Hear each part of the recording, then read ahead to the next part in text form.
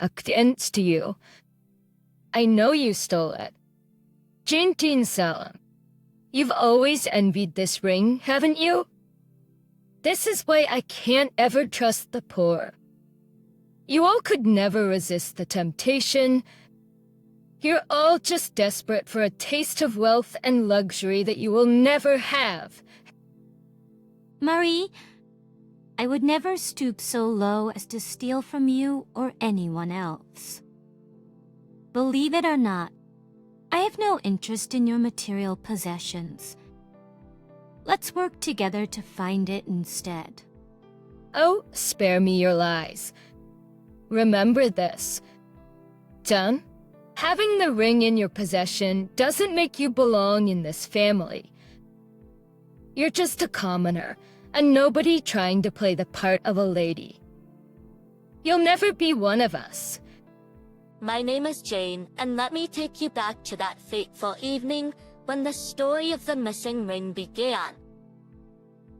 As I sat in the cozy living room of our shared family home, my mother-in-law Mary kept pestering us with her ring.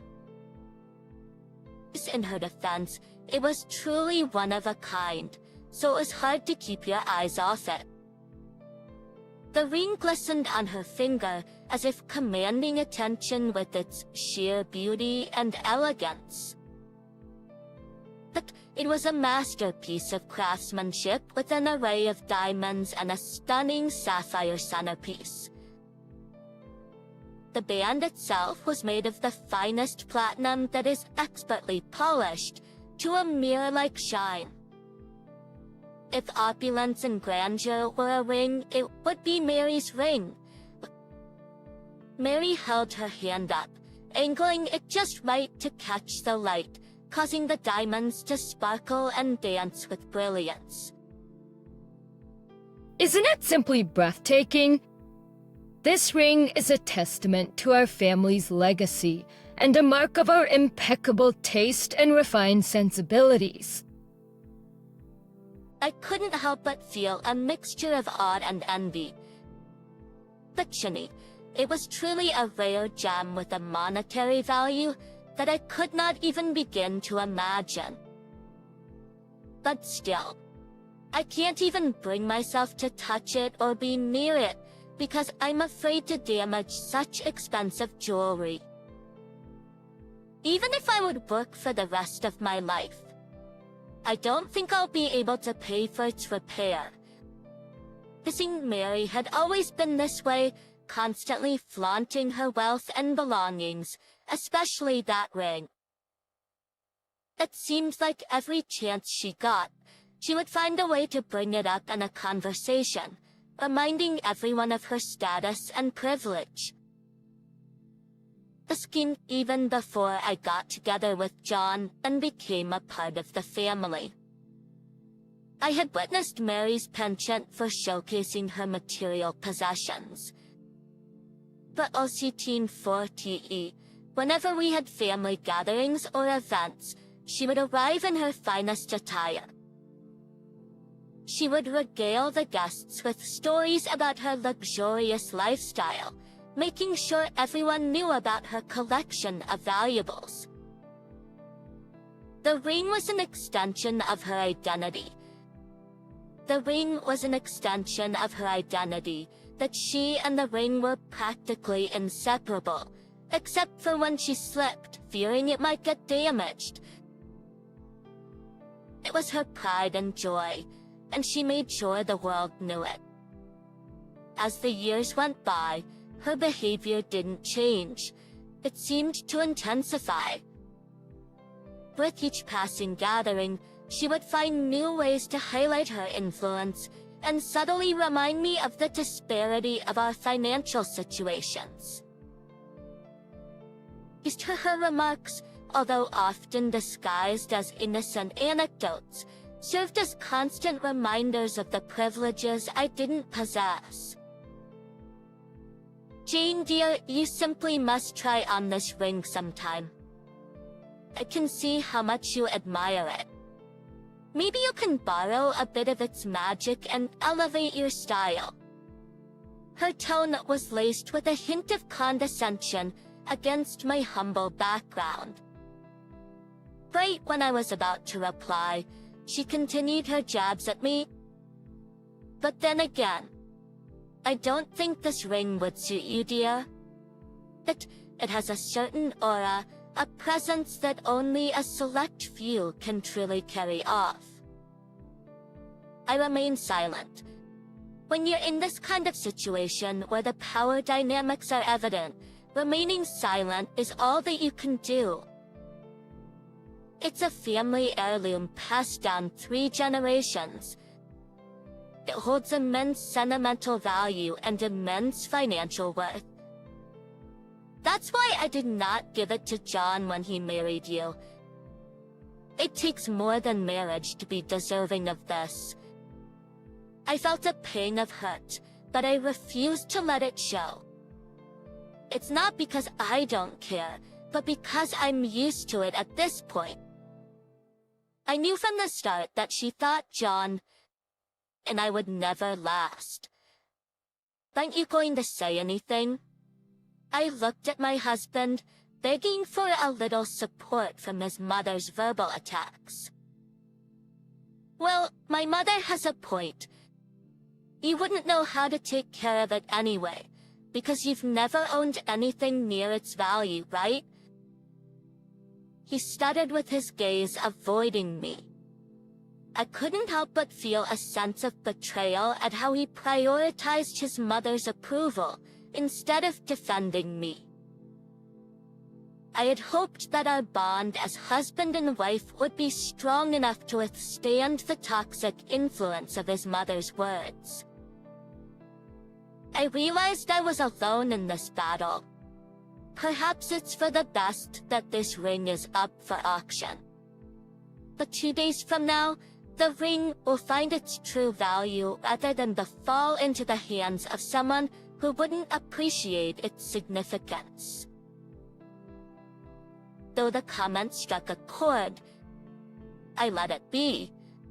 There was a small consolation in knowing that the auction would definitely benefit a worthy cause.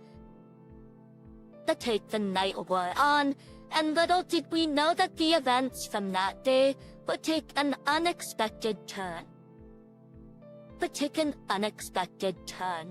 Further straining our dynamic. My mother-in-law's demeanor shifted from arrogance to sheer panic, and her normally composed facade crumbled before our eyes. She went from room to room, frantically searching every nook and cranny, hopelessly trying to locate the precious heirloom. As our desperation escalated, so did her accusations. You, arrogance. I became her target. It was only a matter of time for her to accuse me. Theory. I would never stoop so low as to steal from you or anyone else. Believe it or not, I have no interest in your material possessions. Let's work together to find it instead. Oh, spare me your lies. Remember this. James, having the ring in your possession doesn't make you belong in this family. You're just a commoner, and nobody trying to play the part of a lady. You'll never be one of us. She glared at me one last time, but I maintained my composure and let her have the last word because I knew I was innocent and time would reveal the truth. She stormed off, and John followed her into a room, probably attempting to calm her down and reason with her. The muffled sounds of their conversations echoed through the house, leaving me alone with my thoughts. Determined to find the missing ring, I tirelessly searched every corner of the house, hoping for a stroke of luck. Question eventually caught up with me, and I drifted off to sleep, my mind filled with worries and unanswered questions. But the day of the charity event arrived. Confusingly, the morning brought a sense of calm. The people Mary had seemingly composed herself, and we continued with our daily routines as if the fight had never occurred. I was surprised that John told me to prepare since we were still attending the auction. I don't think the ring was found because Mary would have been wearing it, but she wasn't. Perhaps she had more jewelry to auction off since she is wealthy after all. We arrived at the venue and Mary seemed so confident. As guests gathered in anticipation, she took the stage to share her latest jewelry piece. The room hushed, eager to hear her speak. She began her speech by captivating the audience with tales of her collection. She delved deeper into her story as her tone shifted. And now, ladies and gentlemen, I must address something that has deeply affected me. The ring that I intended to present to you tonight, a cherished family heirloom, has gone missing from my possession 2 days ago.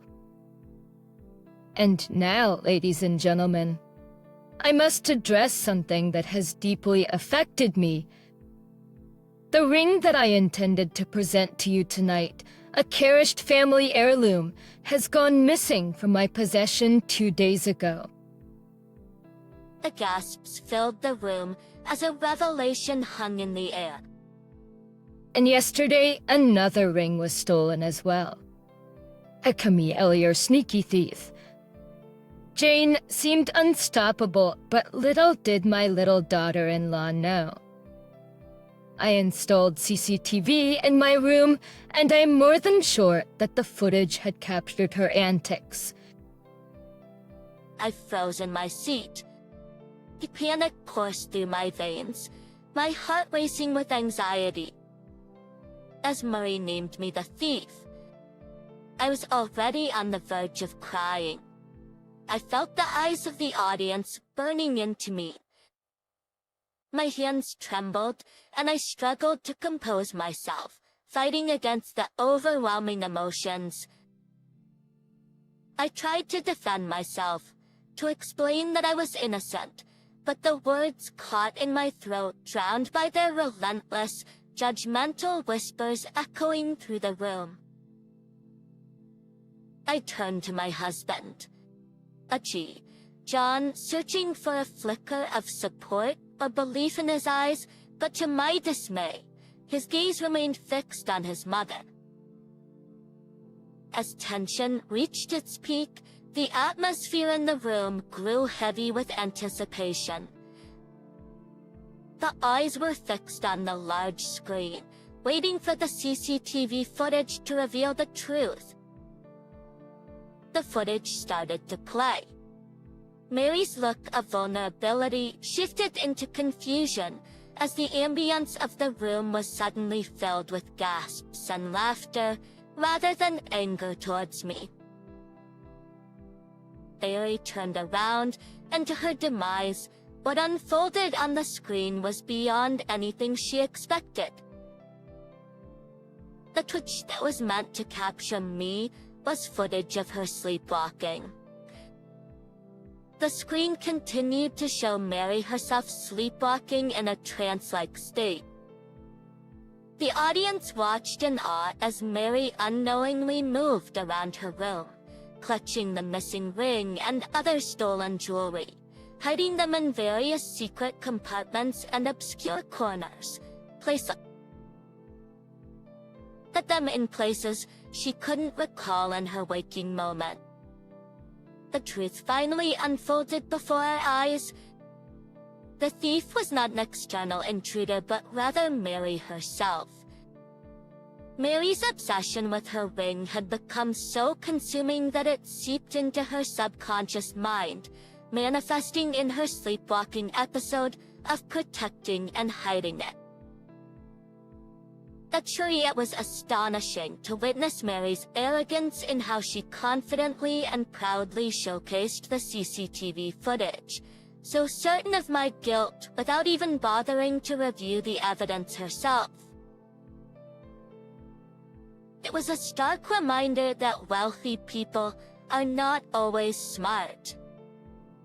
At that moment, the weight of my accusations lifted, but the damage had already been done.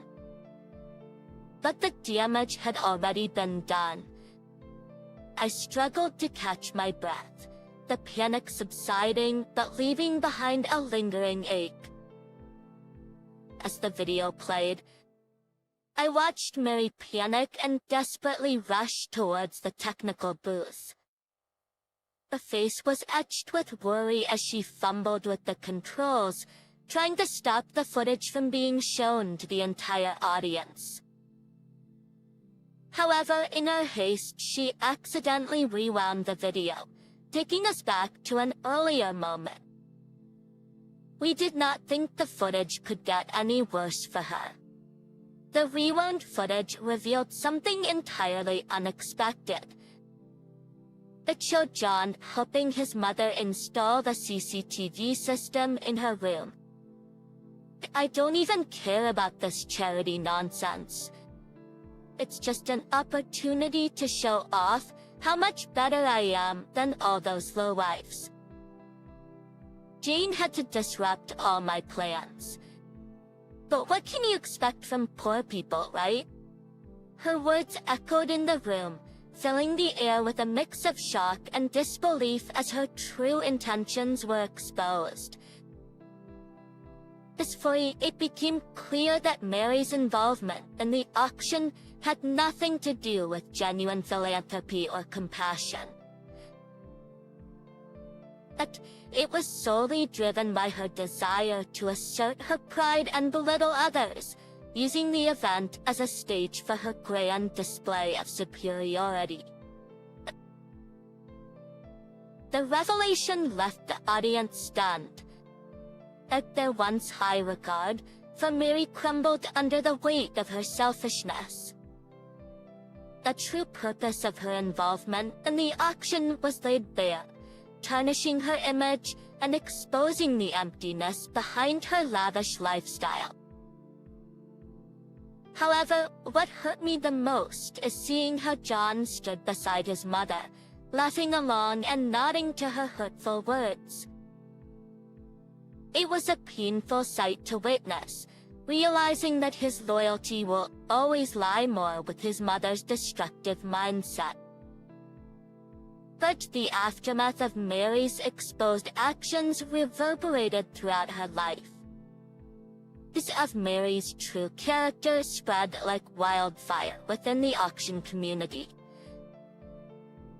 Her deceitful intentions and derogatory remarks shattered her reputation.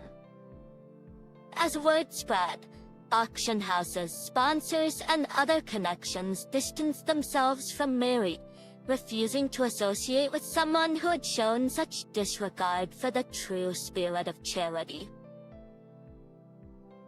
As the ban from auctions was a devastating blow to Mary, severing her access to the extravagant events she had once thrived in. Without the allure of high-profile auctions and exclusive gatherings, her ability to showcase her wealth and superiority was stripped away, leaving her financially unstable.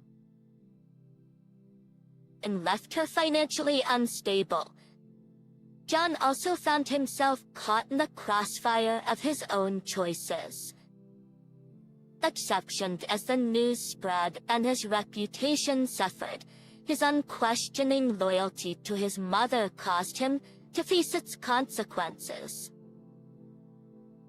But the trust that had once existed between him and his mother was shattered as she too turned her back on him.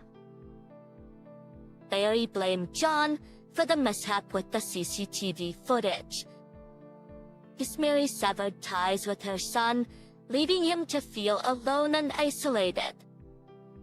In the wake of the events, I found the strength to make a difficult decision, recognizing that my marriage to John had been tainted by his mama's boy persona and our fundamental differences. I chose to step away and pursue a new path for myself. It was during that transformative period that I crossed paths with one of the event organizers, someone who had witnessed the entire ordeal and seen the strength and resilience I possessed. This newfound love interest became not only a partner, but also a source of support and inspiration as I forged ahead on my journey. We embarked on new ventures, leveraging the connections and networks that had come my way. He helped me progress in life attuned to my dreams, something that John was not able to help me with despite us being together for decades. As I stepped into the light of a new chapter, surrounded by genuine connections and fueled by purpose, I knew that I had found my true wealth, the wealth that no amount of money or material possession could ever diminish.